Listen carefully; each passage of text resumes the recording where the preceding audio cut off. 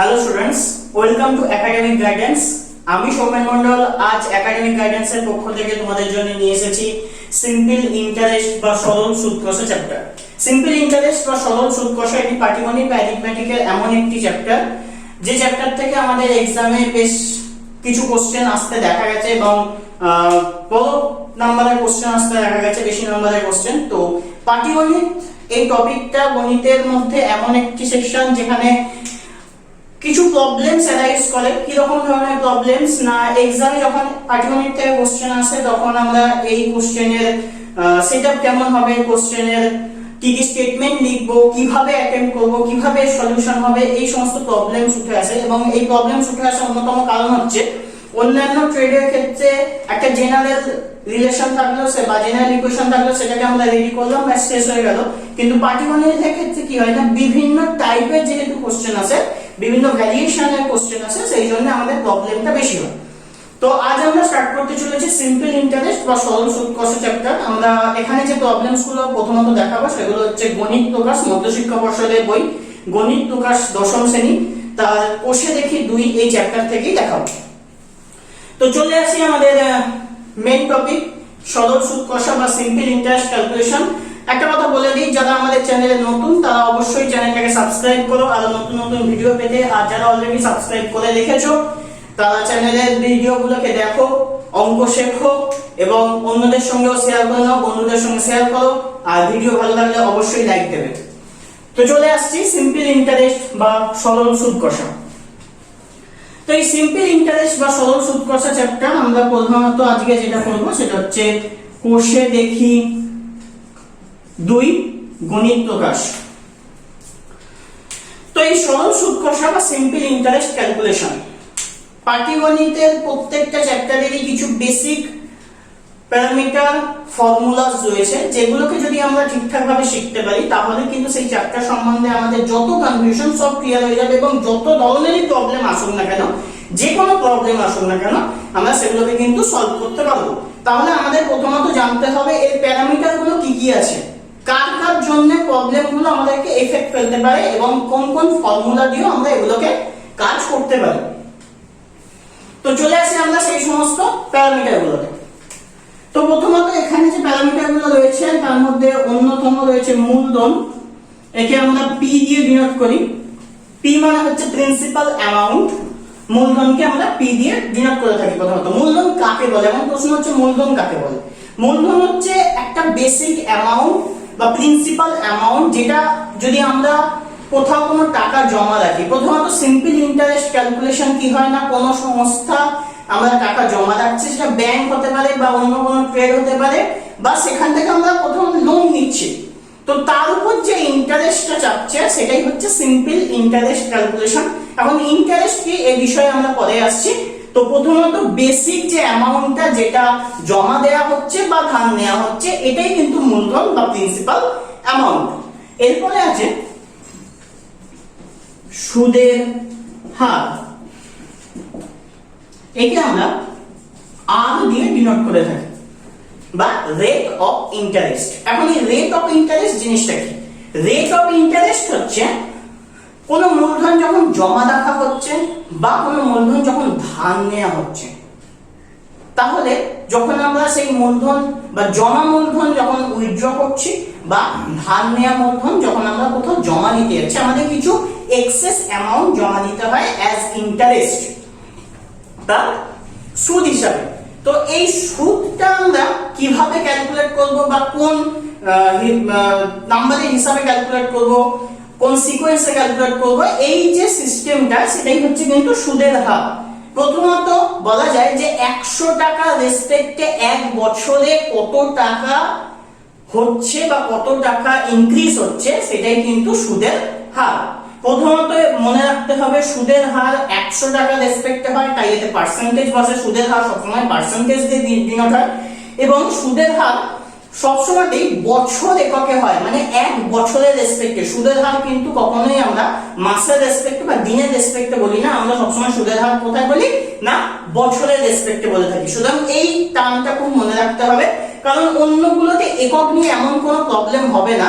এই সুদের হার এবং সময় এই দুটোকে নিয়ে বিভিন্ন রকম প্রবলেমসের এদিক ওদিক করা থাকে, কারণ মূলধন টাকাতেই হবে, এর কোনো অন্য ফরম্যাট হওয়া সম্ভব নয়।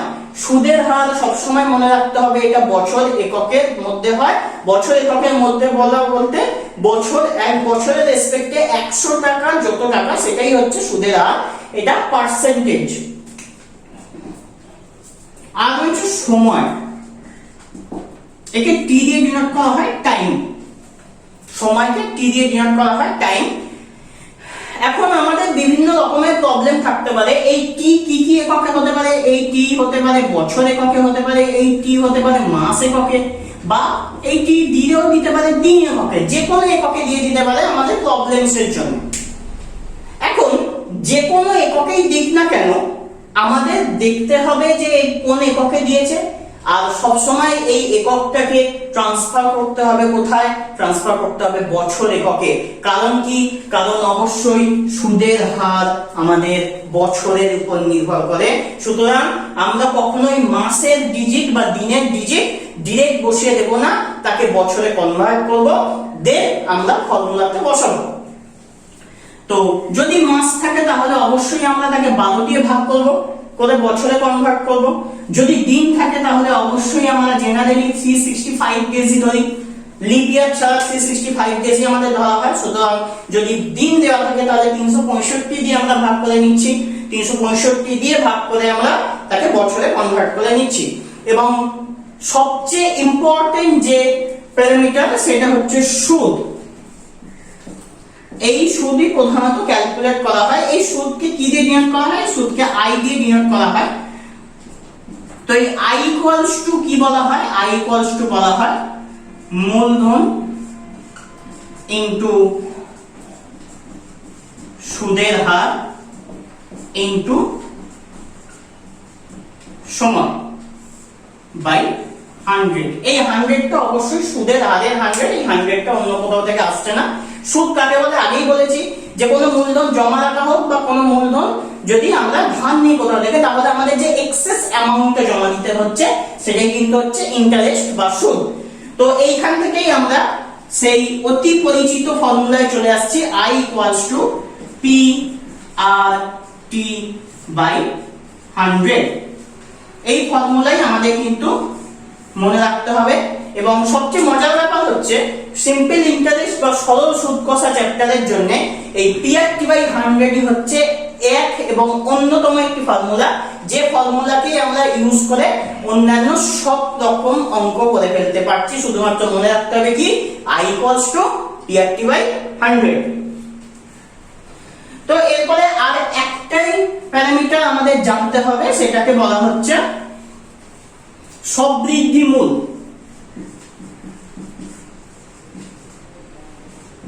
এখন সবৃদ্ধি মূল কি? সবৃদ্ধি মূল হচ্ছে মূলধন এবং সুদ।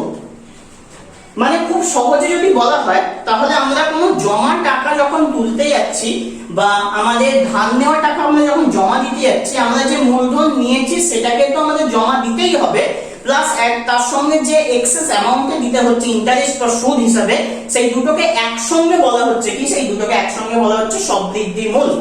তো এই সবৃদ্ধি মূলের ধারণা প্রধানত এটাই, মূলধন প্লাস সুদ বা P plus I, principal amount and interest, এই দুটোকেই যোগ করে একসঙ্গে বলা হয় কি? একসঙ্গে বলা হয় সবৃদ্ধি মূল। তো প্রধানত এই ছিল আমাদের থিওরিটিক্যাল পোরশন। এছাড়া এমন কিছু থিওরি যেমন লাগবেও না আমাদের প্রবলেমস গুলো সলভ করতে গেলে। এই বেসিক থিওরিটুকু যদি আমরা শুধু মনে রাখতে পারি তাহলে সিম্পল ইন্টারেস্ট ক্যালকুলেশনের যাবতীয় যা প্রবলেম সবকিছু সলভ করা সম্ভব এবং কোনো হেজিটেশন ছাড়াই সলভ করা সম্ভব। যে কিভাবে হবে, কি করব, এটা কি করব, ওটা কি করব, এই রকম কোনো প্রবলেম আর অ্যারাইজ করবে না যদি এইটুকু জেনে রাখা যায়। এরপরে আমরা কিছু ভ্যারিয়েশনস অফ প্রবলেম দেখব। আমরা একটা কিছু লিস্ট তৈরি করেছি কিছু টাইপস অফ প্রবলেম নিয়ে। প্রত্যেকটা প্রবলেম আমরা দেখাবো না, একই টাইপের প্রবলেম। তোমরা অবশ্যই বাড়িতে ট্রাই করবে, যদি প্রবলেম হয় আমাদের কমেন্টসে অবশ্যই জানাবে। আমরা কিছু টাইপস অফ প্রবলেম নিয়ে একটা সেট বানিয়েছি, তো সেই সেট থেকে আমরা বিভিন্ন ধরনের প্রবলেম দেখাবো যে এই টাইপের প্রবলেম আমরা কিভাবে এক্সামে গিয়ে ইজিলি সলভ করে নাম্বার নিয়ে চলে আসতে পারি। তো এই হচ্ছে আমাদের টোটাল থিওরিটিক্যাল পোরশন। যদি এই থিওরিটিক্যাল পোরশনে কোনো প্রবলেম থাকে তাহলে অবশ্যই আমাদের কমেন্ট সেকশনে জানাও, কারণ এটা ভার্চুয়াল স্টাডি হচ্ছে, তোমাদের সঙ্গে ডাইরেক্ট এনরোলে তো আমরা আসতে পারছি না, তাই ডাইরেক্ট কমিউনিকেশন তো হচ্ছে না এখানে। যদি তোমাদের কোনো প্রবলেম থাকে তাহলে অবশ্যই কমেন্টে জানাবে। ওকে স্টুডেন্টস, তো আমাদের থিওরি পোরশন আমরা শেষ করেছি, এবার চলে আসছে আমাদের প্রবলেমসে। তো প্রথম যে প্রবলেমটি নিয়ে আমি আসছি, কোষে দেখি 2, আমি আগে বলেছি কোষে দেখি 2 এর একের প্রবলেমটাই আমরা দেখব। এখানে প্রবলেমটা বলেছে দুই বন্ধু একসঙ্গে একটা ছোট ব্যবসা চালানোর জন্য বার্ষিক 12% সরল সুদে একটি ব্যাংক থেকে 15,000 টাকা ধার নিয়েছে। তো 4 বছর পর ওই টাকার জন্য তাদের কত সুদ দিতে হবে এটাই হিসাব করতে বলেছে। এটা একদম simplest type of problem. Simple interest ক্যালকুলেশনের জন্য এই জাতীয় প্রবলেম হচ্ছে একদম জেনারেল টাইপ প্রবলেম। মাঝে মাঝে পরীক্ষায় এই জাতীয় প্রবলেম দিয়ে দেয়। তো এই জাতীয় প্রবলেম আমি এই কারণেই দেখাচ্ছি যাতে আমাদের থিওরি পোরশন থেকে কিভাবে প্র্যাকটিক্যাল বা ক্যালকুলেশনে কিভাবে আমরা এটাকে ইমপ্লিমেন্ট করতে পারছি সেটা দেখানোর জন্য, তাই আমি এই ইজি প্রবলেমটা দিয়ে স্টার্ট করছি। প্রবলেমটা তোমাদের স্ক্রিনে দেখো দেওয়াই আছে, যদি দেখতে হয় দেখে নাও ওখান থেকে। তো আমরা চলে আসছি, প্রথমে আমাদের মূলধন বলে দিয়েছে কত, মূলধন বলে দিয়েছে, মূলধনকে আমরা পি দিয়ে ডিনোট করি বলেছি আমরা, মূলধন বলে দিয়েছে আমাদের 1500 15,000 রুপিস।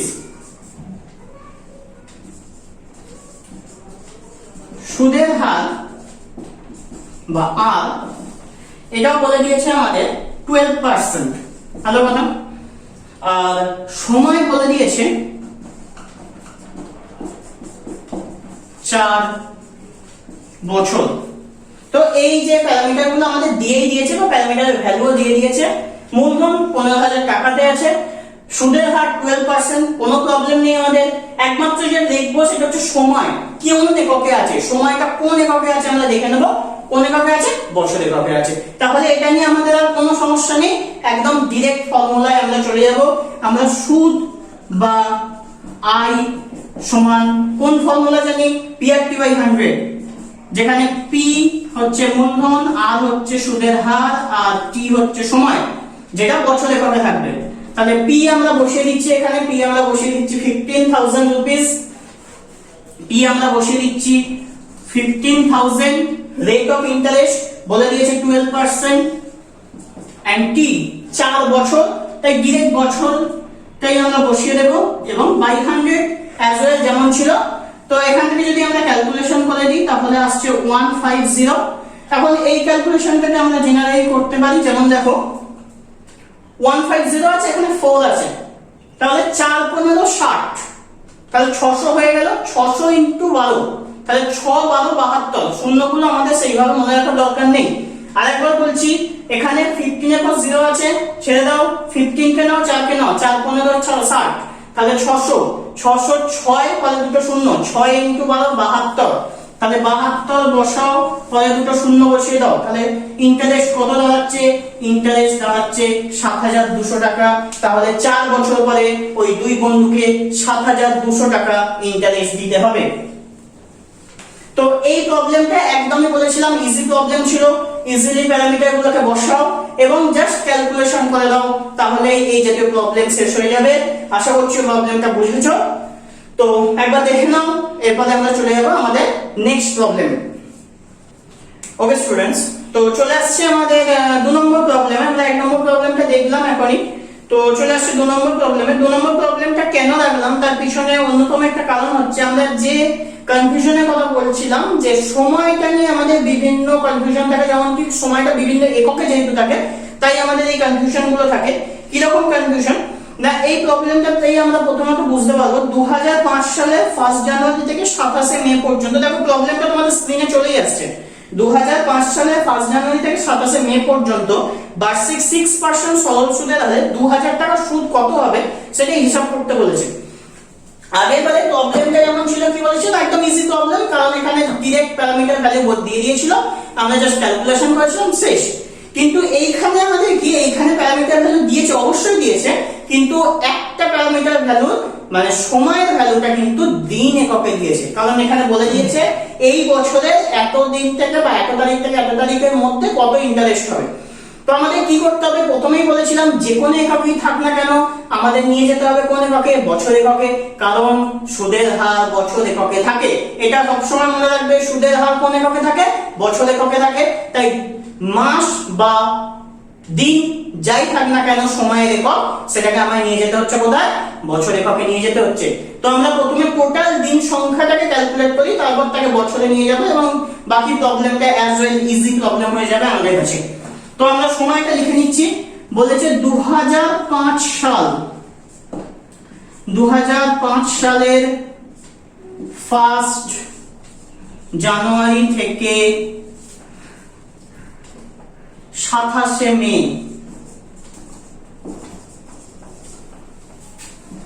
মোট দিন সংখ্যা কত হবে, এটা আমাদের হিসাব করতে হবে। তো এই জাতীয় প্রবলেমের ক্ষেত্রে আমাদের মোট দিন সংখ্যা কিভাবে হিসাব করতে হয়, তো তোমরা বলবে যে এটা এমন প্রশ্ন হলো যে এখানে মোট দিন সংখ্যা কিভাবে হিসাব করতে হয়, এটা একদম কমন ব্যাপার। জাস্ট এক মাসে কত কত দিন আছে, মানে জানুয়ারি মাসের দিন, ফেব্রুয়ারি মাসের দিন যোগ করে তখন মোট দিন সংখ্যা বেরিয়ে যাবে। কিন্তু অবশ্যই তাই হবে, কিন্তু তার আগে আমাদের একটা জায়গা দেখতে হবে, সেটা হচ্ছে কত সাল দিয়েছে। কেন এটা দেখতে হবে, কারণ কি অন্যান্য মাসে তো কোনো এফেক্ট না পড়লেও লিপ ইয়ারের ক্ষেত্রে ফেব্রুয়ারি মাস কত দিনে হয়, 29 দিনে, আর নর্মাল ইয়ারের ক্ষেত্রে 28 দিন। তাই আমাদের দেখে নিতে হবে কোন সাল দিয়েছে, কারণ এই সালটা অনেক সময় লিপ ইয়ার দিয়ে দেয় আর আমরা ফেব্রুয়ারি মাস 28 দিন ধরে ক্যালকুলেট করে দিয়ে চলে আসি, অ্যাজ ওয়েল অ্যাজ আমাদের অঙ্কটা কেটে সেটা বসিয়ে দেয়। ঠিক আছে, আমরা জানি অঙ্কটা ঠিক হয়েছে, কিন্তু আলটিমেটলি অঙ্কটা আমরা ভুল করে চলে আসি, জাস্ট এই একটা ডিজিট আমরা মিস্টেক করে চলে আসি। তো আমরা এটাকে দেখে নেব, এটা কোন সাল দিয়েছে, 2005 সাল। 2005 সাল কি লিপ ইয়ার? না, 2005 সাল লিপ ইয়ার নয়। কেন লিপ ইয়ার নয়? 2005 সালকে 4 দিয়ে ভাগ করলে ভাগশেষ থাকবে, ভাগ মিলবে না, তাই 2005 সাল লিপ ইয়ার নয়। তো 2005 সাল যেহেতু লিপ ইয়ার নয়, তাহলে অ্যাজ ওয়েল ফেব্রুয়ারি মাস কত দিনে হবে, ডেফিনেটলি 28 দিনেই হবে। তো আমরা বাকি ডেটগুলো ক্যালকুলেট করছি। 1 জানুয়ারি থেকে আমরা যদি একদম ধরতে শুরু করি, তাহলে জানুয়ারি মাসের 31 দিন, ফেব্রুয়ারি মাসের 28 দিন, মার্চ মাসের 31 দিন, এপ্রিল মাসের 30 দিন। তাহলে জানুয়ারি মাসের 31, জানুয়ারি ফেব্রুয়ারি 28, মার্চ 31, এপ্রিল 30। এইবার আসছে মে। বলেছে কত, 1 জানুয়ারি থেকে 27 মে। আমরা ডেফিনিট একদম 1 জানুয়ারি থেকে যেহেতু ধরেছি, তাই আমাদের 27 মে পর্যন্ত আর গেলে হবে না, আমাদের কিন্তু একদিন কম নিতে হবে। যদি আমরা 27 মে পর্যন্ত যাই, তাহলে আমাদের অন্তত জানুয়ারি মাসের 1 তারিখ থেকে ধরলে হবে না, তাহলে আমাদের জানুয়ারি মাসে 30 দিন নিতে হবে, 31 দিন নেওয়া কিন্তু যাবে না।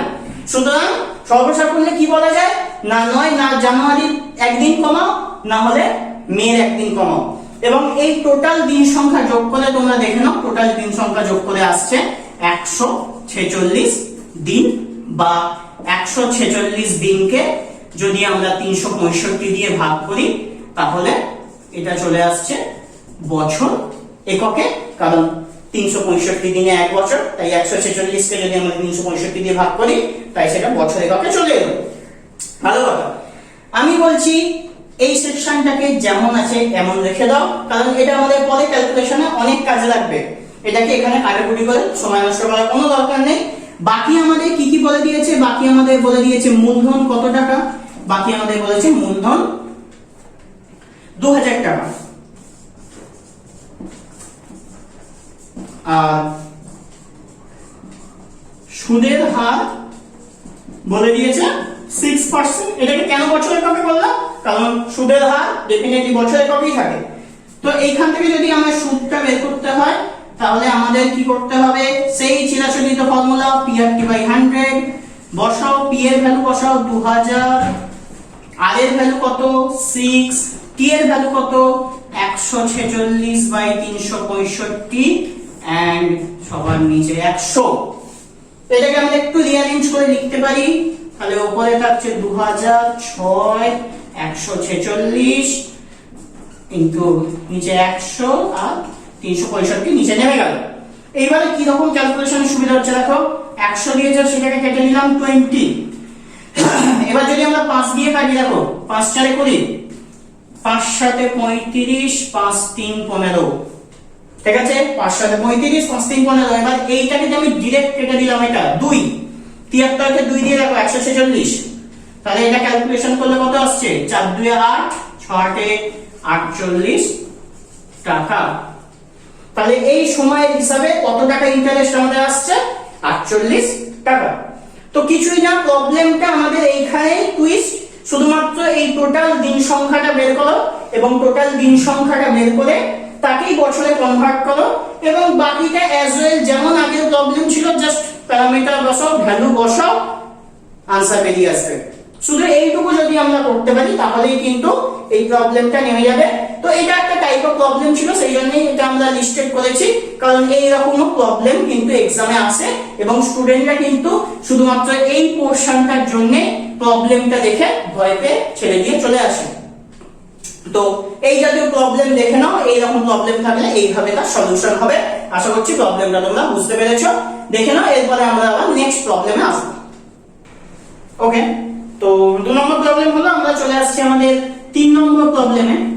তো 3 নম্বর প্রবলেমটা আমরা লিস্টে রেখেছি এই কারণে, কারণ এখানেও আমাদের সেই সময় নিয়ে আরেক রকমের ভ্যারিয়েশনের প্রবলেম আছে। তো বিভিন্ন রকম ভ্যারিয়েশন আমরা রেখেছি এই কারণে, যাতে তোমাদের কোনো প্রবলেমে অসুবিধা না হয় এক্সাম হলে গিয়ে। তো সুতরাং আমরা চলে আসছি আমাদের 3 নম্বর প্রবলেমে। এই 3 নম্বর প্রবলেমের সেটটা একটু দেখো।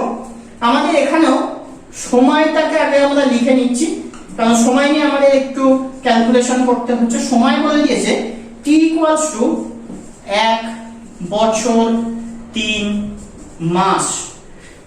সবসময় আমি বলেছি সময়ের একক বা টি এর একক কি হতে হবে? টি এর একক বছর হতে হবে।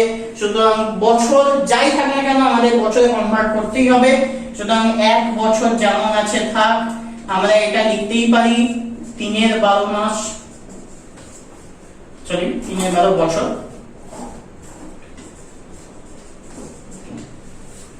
3 এর 12 বছর।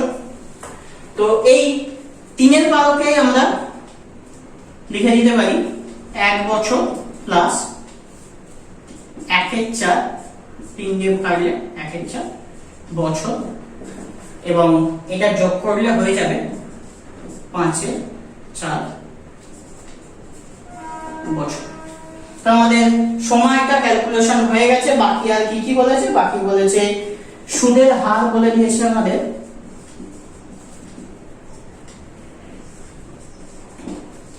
8.13% বা 324,000 25/3%, এবং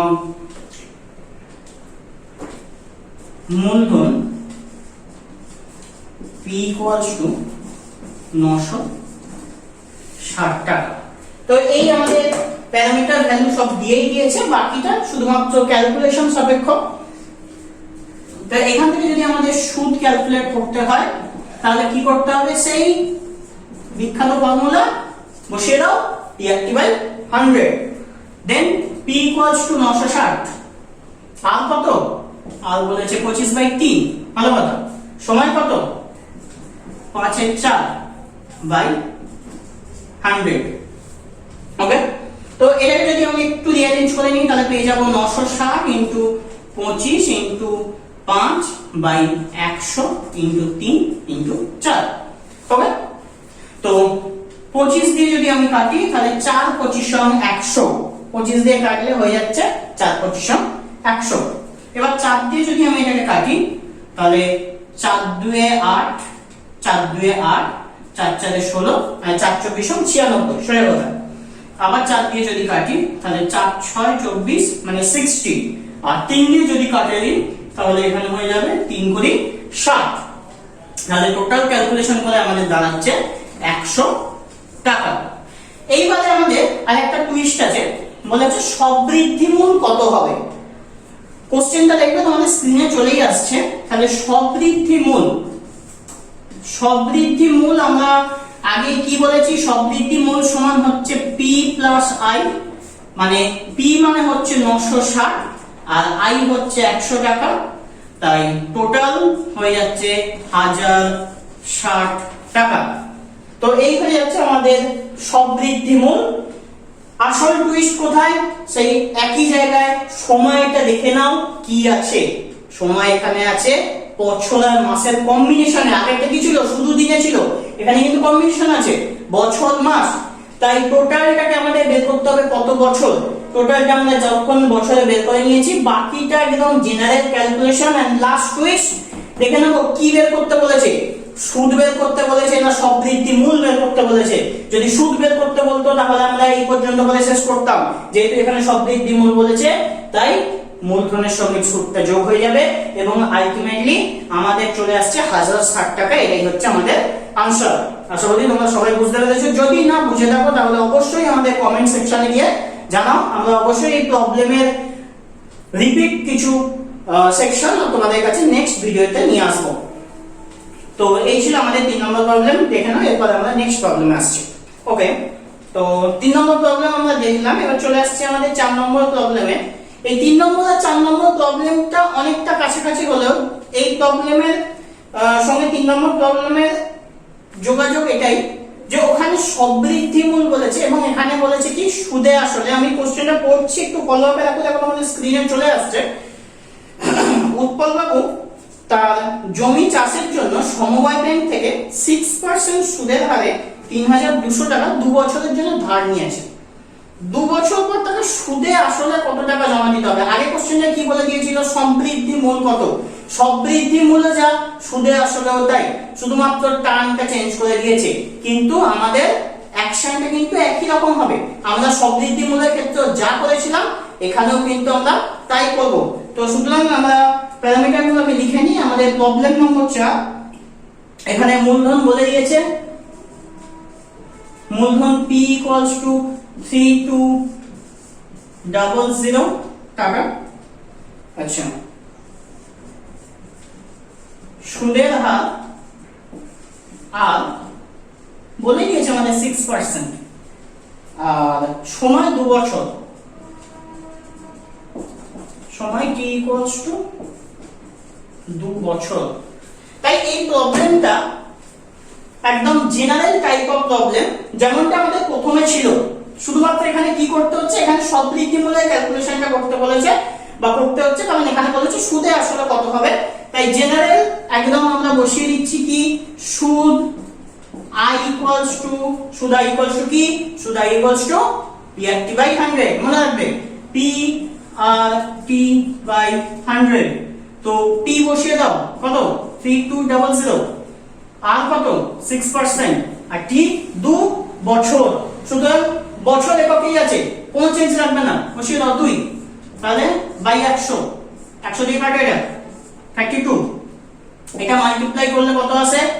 এখানে 2 দিয়ে এটাকে মাল্টিপ্লাই করলে আসে 64। একে আবার 6 দিয়ে মাল্টিপ্লাই করছি, 6 দিয়ে মাল্টিপ্লাই করলে আসছে 6 24 4, হাতে রাখবে 2, 6 36 আর 2 38। তাহলে আমাদের ইন্টারেস্ট বা সুদ কত বের হচ্ছে?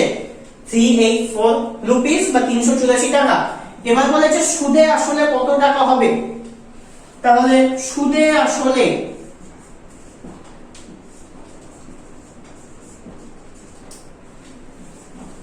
মোট কত টাকা হচ্ছে?